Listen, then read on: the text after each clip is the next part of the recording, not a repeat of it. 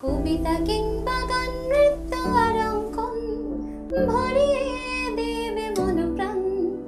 আড্ডা জাংশন, আড্ডা জাংশন, আড্ডা জাংশন। আমার ভাইয়ের রক্তে রাঙানো 21শে ফেব্রুয়ারি আমি কি ভুলিতে পারি। নমস্কার দর্শক বন্ধুরা, আপনারা দেখছেন চ্যানেল ভিশন আয়োজিত শামশের মল্লিক পরিচালিত একটি মনোগ্রাহী অনুষ্ঠান আড্ডা জংশন। আর আমি আছি আজকের সঞ্চালনায় আপনাদের বন্ধু ওয়েন্দ্রিলা। আর আজকে আমাদের সঙ্গে যেই শিল্পী বন্ধু আছেন, চলুন তার সঙ্গে একবার আলাপ করে নিই। আপনার নাম? ডক্টর সমীর শীল।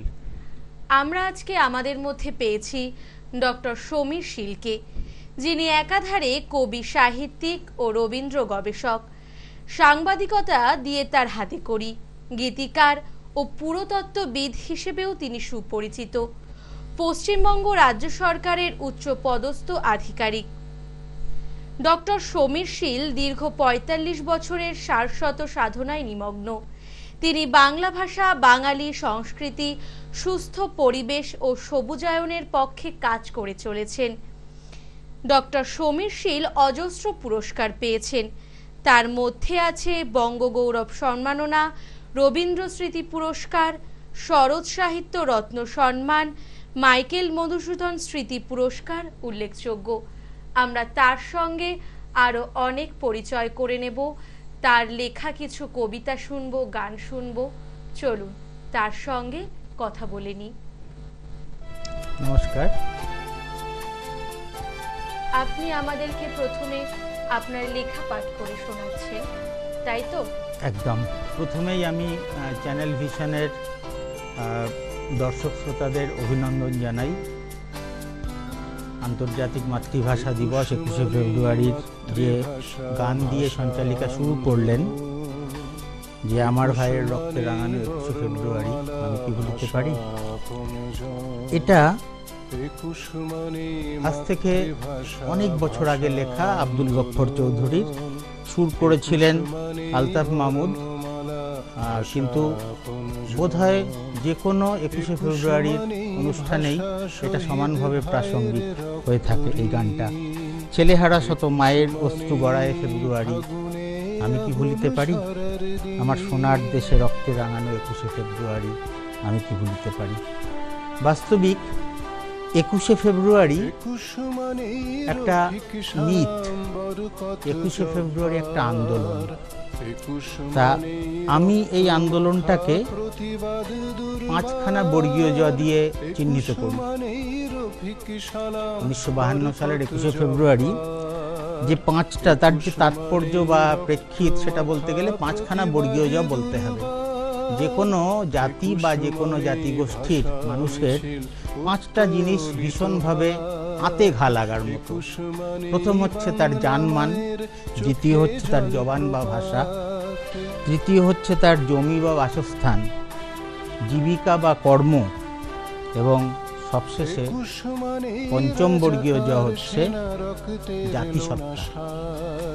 আমরা 21শে ফেব্রুয়ারি দিনটা আসার আগে পিছিয়ে যেতে হবে। আমাদের স্বাধীনতা হয়েছিল 1947 সালের, আপনারা সবাই জানেন। 14ই আগস্ট পাকিস্তান স্বাধীনতা পায়, পূর্ব পাকিস্তান এবং পশ্চিম পাকিস্তান। 15ই আগস্ট পায় ভারতবর্ষ, ভারত। তার ঠিক এক বছর বাদে 1948 সাল পাকিস্তানের জনক কায়েদে আজম মোহাম্মদ আলী জিন্নাহ ঢাকার কার্জন হলে এলেন এবং বিশাল জনসমাবেশে ঘোষণা করলেন যে পূর্ব পাকিস্তানের রাষ্ট্রভাষা হবে উর্দু এবং একমাত্র উর্দু। এই হলো প্রথম আগুন জ্বালানো। এবং আমি 5টা বর্গীয় যা বলেছি, বাঙালির জাতিসত্তা জেগে উঠল, তার জবান জেগে উঠল এবং সবশেষে তার জানমানও জেগে উঠল। এবার বলতে হবে যে এটা কি আদৌ মানে পশ্চিম পাকিস্তান পূর্ব পাকিস্তানের মধ্যে যে কর্ম এবং জীবিকার কথা আমি বলেছি বর্গীয় জয়ে, সে দুটো কিভাবে আসছে? দেখতে গেলে দেখতে হবে যে ঐতিহাসিক যে প্রেক্ষাপট, পূর্ব পাকিস্তানে যাবতীয় শস্য ভাণ্ডার নিয়ে যেত পশ্চিম পাকিস্তান, এবং পশ্চিম পাকিস্তান শাসকরা, তৎকালীন শাসকরা পূর্ব পাকিস্তানের অধিবাসীদের মনে করত দ্বিতীয় শ্রেণীর নাগরিক। এই জায়গাটাতেই কিন্তু চলে আসছে তাদের জীবিকা, জানমান এবং তাদের বঞ্চনার জায়গাটা।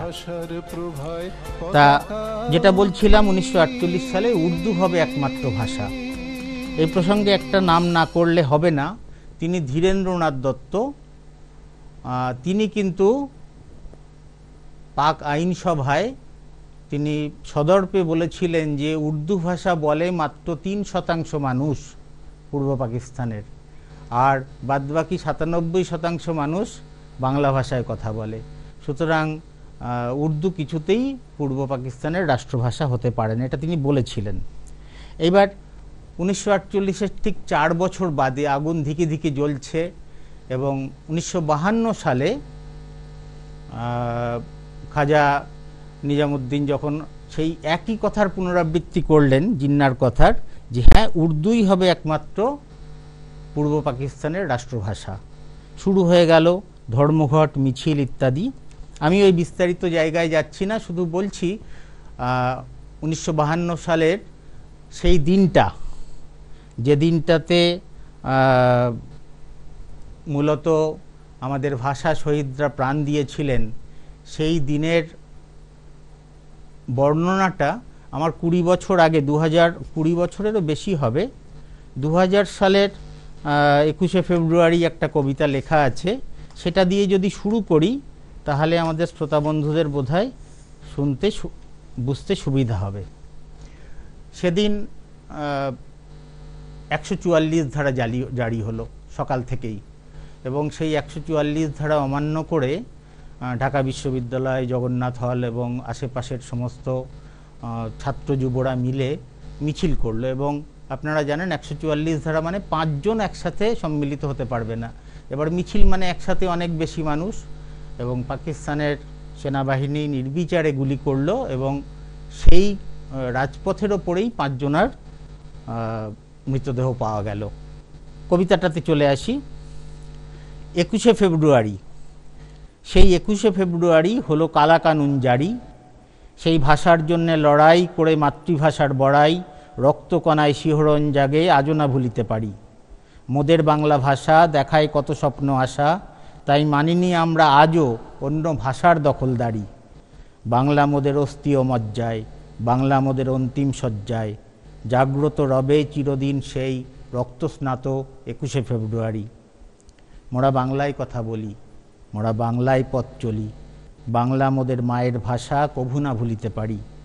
ভুলিনি রাজাকার খান সেনা, মানিনি সেই পরভাষা অচেনা, মানেনি বাঙালি রক্তের বিনিময়ে তার ভাষাতেও হানাদারি। মোরা বাংলায় নিই শ্বাস, মোরা বাংলায় করি বাস, নিজ ভূমে হয়ে পরবাসী, তবু চাইনি ভাষার হারাকিরি। হারাকিরি শব্দের অর্থ হচ্ছে আত্মহত্যা, মানে বাঙালিকে একসময় আত্মঘাতী বাঙালি বলা হতো, নীরজচন্দ্র চৌধুরী বলতেন।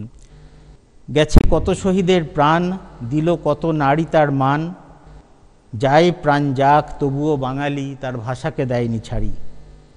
ভেঙে দিয়ে ধর্মের যত বাধা, বাঙালি আজকে ভাষার সুরেতে বাঁধা, ছিনিয়ে নিয়েছি মায়ের ভাষাকে এই 21শে ফেব্রুয়ারি।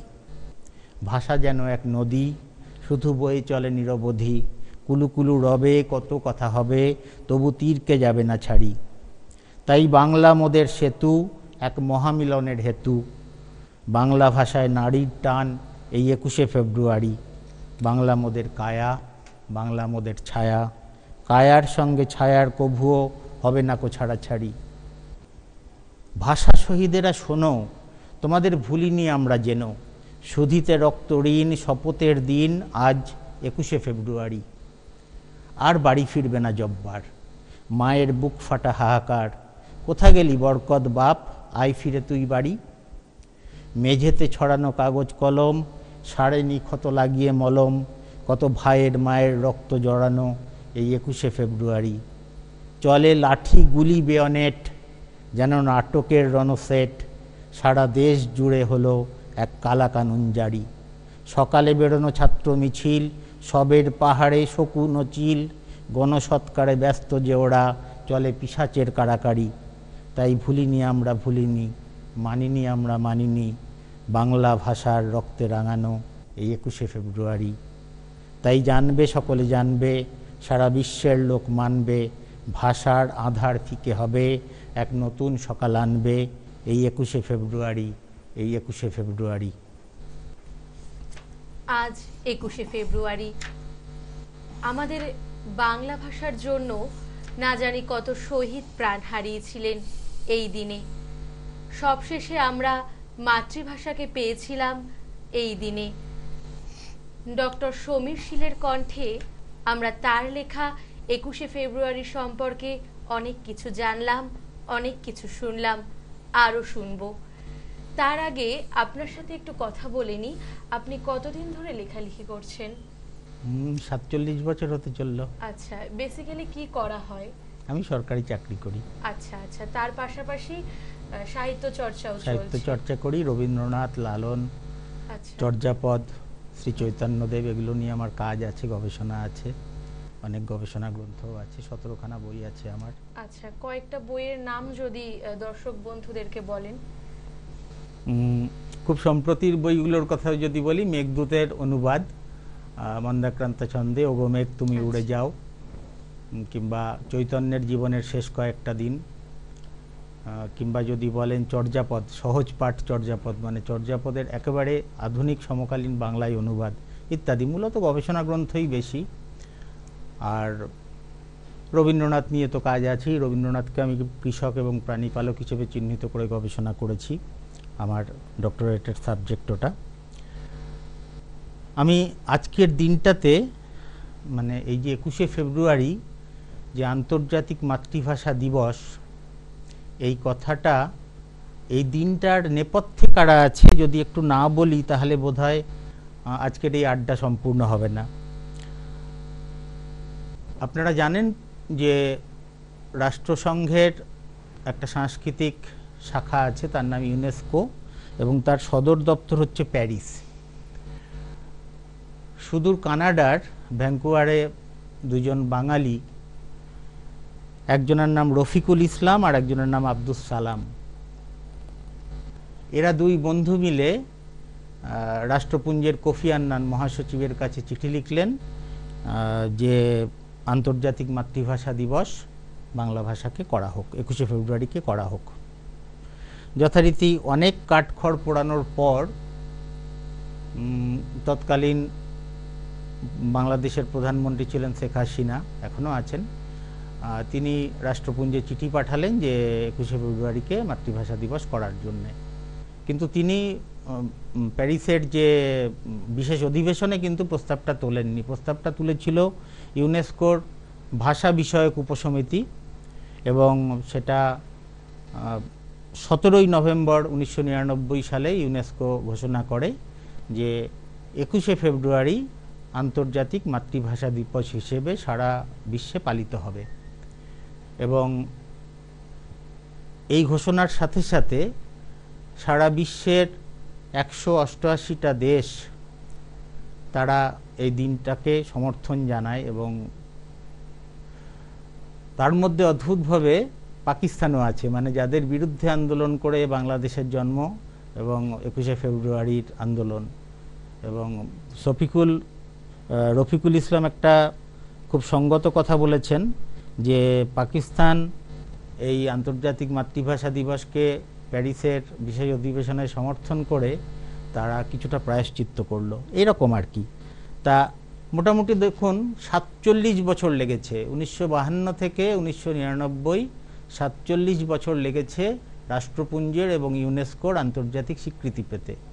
এবং আজকের দিনটা কিন্তু আন্তর্জাতিক মাতৃভাষা দিবস আমরা বলছি, কিন্তু আজকের দিনটা সকল মাতৃভাষার কথা বলে। মানে যে ফরাসি ভাষী তিনি ফ্রেঞ্চ ভাষা নিয়ে কথা বলবেন, যিনি হিন্দি ভাষী তিনি হিন্দি ভাষা নিয়ে কথা বলবেন, যিনি তামিল, তিনি তামিল ভাষা নিয়ে কথা বলবেন, এই রকম আর কি।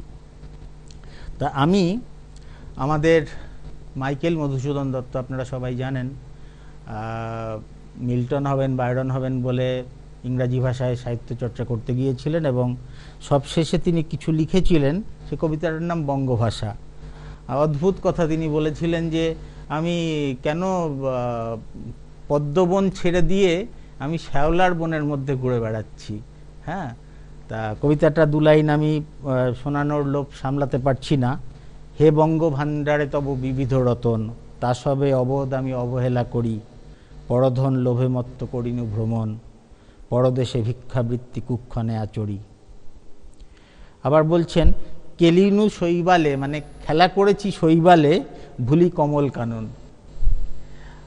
তা বঙ্গভাষা মাতা তাকে ডাকছেন, বলছেন যা ফিরি অজ্ঞান তুই যারে ফিরে ঘরে, পালিলাম আজ্ঞা সুখে পাইলাম কালে, মাতৃভাষার উপখনি পূর্ণমণি জালে। বাস্তবিক মাতৃভাষা যে খনি মণিমাণিক্যে পূর্ণ, এই ধারণাটা কেউ আঘাত না পেলে বুঝতে পারে না। আমার একটা গল্প বলতে ইচ্ছা করছে ঐন্দ্রিলাকে, যে কৃষ্ণনগরে আমরা রাজা কৃষ্ণচন্দ্রের সভাসদ ছিলেন গোপাল ভাঁড়। তা এক সময় কৃষ্ণচন্দ্রের রাজসভায় একজন বহু ভাষাবিদ, এক জ্ঞানী ব্যক্তি এলেন। তিনি অনেকগুলো ভাষায় কথা বলেন, কখনো উড়িয়া ভাষায় কথা বলেন, পর মুহূর্তেই সংস্কৃতে বলেন, তারপর মুহূর্তেই তামিল ভাষায় কথা বলেন, বাংলায় কথা বলেন, বিভিন্ন ভাষায় তিনি কথা বলতে পারেন, সমস্ত ভাষাতেই তিনি আলোচনা করতে পারেন। তা রাজা কৃষ্ণচন্দ্র বললেন সবাই যে ওই ভদ্রলোকের মাতৃভাষা কি, এটা জানার উপায় কি, যে বার করতে পারবে তাকে আমি পুরস্কার দেবো। তো গোপাল বলল এ তো আমি তুড়ি মেরে করে দেবো। তা যথারীতি একদিন সন্ধ্যাবেলায় গোপাল তাকে ধাক্কা দিল, একটা গাছের তলায় খুব জোরে ধাক্কা দিল। ধাক্কা দেওয়াতে সে ভদ্রলোক পড়ে গেল। পড়ে গিয়ে তার মুখ থেকে যে ভাষাটা বেরোচ্ছে, আপনারা অনেকেই জানেন এই চুটকিটা, যে সরা অন্ধা আছি, মানে মানে উড়িয়া ভাষার একটা শব্দ, তার মানে তুই কানা নাকি। তা দেখুন, আমরা যত ভাষাতেই কথা বলি না কেন, যত ভাষাই শিখি না কেন, আদতে হোঁচট খেলে বা আঘাত পেলে অন্তিম সময়ে কিন্তু মুখ দিয়ে যে ভাষাটা বেরিয়ে আসে সেই ভাষাটা মাতৃভাষা। তা আমি একটা কবিতা শোনাই। একদম। এই কবিতাটা গদ্য কবিতা, হয়তো ভালো লাগবে কিনা আমি জানি না, তবুও শোনাই, একটু মন দিয়ে শুনবেন। কবিতাটাতে অনেক আবেগ আছে। সেদিনও বর্ণমালা সজনে ঘাস। আমি বোধহয় বলিনি আগে যে 1952 সালের 21শে ফেব্রুয়ারি পুলিশের গুলিতে কারা কারা মৃত্যুবরণ করেছিলেন, যে 5 জন বাঙালি ভাষা শহীদ, বরকত, সালাম, রফিক, জব্বার, সফিউল, এরা, তাদের উদ্দেশ্যে নিবেদিত এই কবিতাটি। সেদিনও সজনে গাছ ফুটেছিল থোকায় থোকায়, সাদা ধপধপে রাস্তার দুপাশে, নেহাতি অযত্নে অবহেলায় বেড়ে ওঠা ধূসর চোখের সজনে গাছ। যারা সেদিন দেখেছিল 21-এর রক্তলীলা আর ভয়ে বিস্ময়ে চোখ বুজেছিল, তাই কি আজও শত শত সজনে কুঁড়ি আর চোখ মেলে না? ফুল হয়ে বিকশিত হবার আগেই শহীদ হয়ে ঝরে পড়ে। 21-এর রাস্তায় বাংলা বর্ণমালার মাটিতে মাখামাখি হয়ে যায়। সেদিনও বর্ণমালা সজনে গাছ থেকে ঝুলছিল অ, আ, হস্যই, দীর্ঘই, সব স্বরবর্ণের কচি কচি নালি ডাটা। আর ঢাকার মেডিকেল কলেজের গেটের সামনে বর্ণপরিচয়ের বকফুল গাছ থেকে থোকায় থোকায় ঝুলেছিল অনুস্বার, খণ্ডত্ব, বিসর্গ এবং চন্দ্রবিন্দুর দল। সাদা ধপধপে সেসব ব্যঞ্জন বর্ণেরা ভয়ে সিঁটিয়ে গিয়েছিল সেদিনের নারকীয় কারবালা প্রান্তর দেখে। তাই কি বকফুল আজও পুরোপুরি পাপড়ি মেলে না? চোখের পাপড়ি বন্ধ করে রাখে সেদিনের সেই নৃশংস রক্তহলি দেখে। সেদিনও ঢাকা বিশ্ববিদ্যালয়ের কলা ভবনের আমবাগান আর 12 নম্বর শেডের পাশে গাট্টাগোট্টা চেহারার পলাশ গাছ দাঁড়িয়ে দেখছিল সেদিনের ভাষা পিচাসদের তাণ্ডব লীলা। ঠিক যেখানে পড়েছিল শহীদ বরকতের নিথর দেহ, সেখানকার মাটিতে ঝরে পড়েছিল সব বাসন্তী রঙা পলাশ ফুল। ডাঁই হয়েছিল রাজপথে। বরকতের মুখে ঢুকে যাওয়া বিসর্গ পাথরকুচির দল আর সোনার বাংলার প্রভুভক্ত এঁটেল মাটি, যার স্বাদ আজও লেগে আছে সারা পৃথিবীর সব ভাষা পলাশের গায়ে। রক্তিম পরাগের রেণু মঞ্জুরিকা হয়ে, তাই কি বাংলা বর্ণমালার রং সেদিন থেকে বাসন্তী হয়ে গেছে? তাই কি সেদিন সজনে স্বরবর্ণ আর বকফুল ব্যঞ্জনবর্ণের সাথে বর্ণপরিচয়ের পলাশ গাছে তন্ন তন্ন করেও খুঁজে পাওয়া যায়নি বিসর্গকে? আজও সজনে গাছে স্বরবর্ণমালার নালী ডাটারা ঝোলে ঝোলে বকফুল গাছের ব্যঞ্জনবর্ণের দল। আজও 21শে ফেব্রুয়ারি এলে পলাশ গাছ তার বাসন্তী বর্ণমালা বর্ণপরিচয়ের খাতা খোলে আর খুঁজে ফেরে তার সেই হারানো বিসর্গকে, যে বিসর্গ পাথরকুচি হয়ে ঢুকে গিয়েছিল ভাষা শহীদ বরকতের মুখের ভিতর। বাংলা ভাষার শহীদ বিসর্গরা দীর্ঘজীবী হোক, বাংলা ভাষা শহীদ গাছ পলাশ দীর্ঘজীবী হোক, বাংলা বর্ণ পরিচয়ের পলাশ ফুল দীর্ঘজীবী হোক। বাহ, ভীষণ সুন্দর একটি কবিতা আমরা শুনলাম। কবিতাটির নাম আজও 21-এর লড়াই জারি। 21 এক খাপ খোলা তরবারি। আজও 21-এর লড়াই জারি সেই মানুষটার কাছে যাকে খোলা বাজারের মধ্যে প্রকাশ্য দিবালোকে শুধু শুধু বাংলা ভাষা বলার জন্য জরিমানা দিতে হয়। সেই প্রৌঢ় বৃদ্ধ মানুষটার কাছে আজও জারি রয়েছে ভাষার লড়াই, স্বাভিমান এবং অবশ্যই 21শে ফেব্রুয়ারি। আজও 21-এর লড়াই জারি সেই মানুষটার কাছে রাজধানী কলকাতার বড়বাজার। হিন্দিভাষীদের দ্বারা অবরুদ্ধ হয়ে যে বাংলাভাষী মানুষটি পরাজয় স্বীকার করে নিয়েছিলেন, নথি স্বীকার করেও ছাড় মেলেনি, জরিমানা হয়েছিল 500 টাকার। সেই বাঙালি মানুষটির কাছে আজও ভাষার লড়াই জারি, আজও সমানভাবে প্রাসঙ্গিক 21शे ফেব্রুয়ারি। आपको हिंदी में बोलना चाहिए, हिंदी में बात कीजिए। এ কথার অনুরণন আজও কান পাতলে শোনা যাবে বড় বাজারের অলিতে গলিতে। কেউ রুখে দাঁড়ান, কেউ দাঁড়ান না, সমঝোতা করে নেন।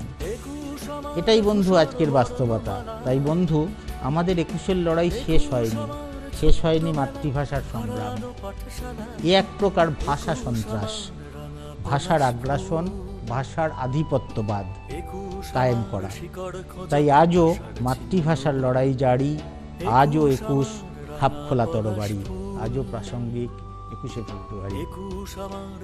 কিংবা আজও 21-এর লড়াই জারি সেই মানুষটার কাছে যাকে একটা নামী রাষ্ট্রায়ত্ত ব্যাংকের শীতাতপ নিয়ন্ত্রিত নিরাপত্তায় ঘেরাটোপের মধ্যে দাঁড়িয়ে এক ঘর বাংলা ভাষাভাষীদের মধ্যে অপদস্থ হতে হয় কেবলমাত্র মাতৃভাষা বাংলা বলতে পারার জন্য। কাউন্টারের কাঁচের ফোকর দিয়ে ভেসে আসে তীব্র শ্লেষপূর্ণ বক্তব্য। আপকো হিন্দি মে বলনা হ্যায়, আপ হিন্দি বলতে পারেন না। নিজের অবসরকালীন প্রাপ্য টাকা তুলতে গিয়ে বৃদ্ধ মানুষটার এই অপমান তার মনে 21-এর লড়াই কি জারি রাখে না? আমরা বাঙালি, আমরা যারা ভাষা পথচারী, পায়ে পায়ে চলতে চলতে মিছিল ক্রমশ হবে ভারী। সে মিছিলে হাঁটবে বৃদ্ধ যুবা কিশোর, শিশু কোলে নারী। উঠবে মুহুর্মুহু স্লোগান, আমাদের ভাষার লড়াই থাকবে জারি। সঙ্গী হবে পলাশ ফুল, শিমুল ফুল আর পথের ধুলা ঝাড়ি। সেদিনও ক্যালেন্ডারের পাতায় থাকবে 21শে ফেব্রুয়ারি। শেষ হয়নি লড়াই, আজও থাকবে লড়াই জারি। সেদিনও এই 21 যেন এক খাপ খোলা তরবারি। সেদিনও বর্ণমালা সাজবে মালায় 21শে ফেব্রুয়ারি। 21 এক খাপ খোলা তরবারি। ফেব্রুয়ারি মাস 21-এর মাস দীর্ঘজীবী হোক। ভাষা সন্ত্রাস বন্ধ হোক, ভাষা আগ্রাসন বন্ধ হোক। বাংলা ভাষার জন্যে লড়াই জারি থাকুক, মাতৃভাষার জন্যে লড়াই জারি থাকুক। নমস্কার। সমীরবাবুর কাছ থেকে 21 সম্পর্কে অনেক কিছু শুনলাম, এখনো অনেক কিছু জানা বাকি রয়ে গেল। পরবর্তীতে আশা রাখবো আমরা সেই সবও শুনতে পারবো। সমীরবাবুর জন্য রয়েছে আমাদের চ্যানেলের পক্ষ থেকে একটি মূল্যবান সার্টিফিকেট, রয়েছে একটি মেডেল, রয়েছে একটা গিফট কুপন আর একটা মেমেন্টো।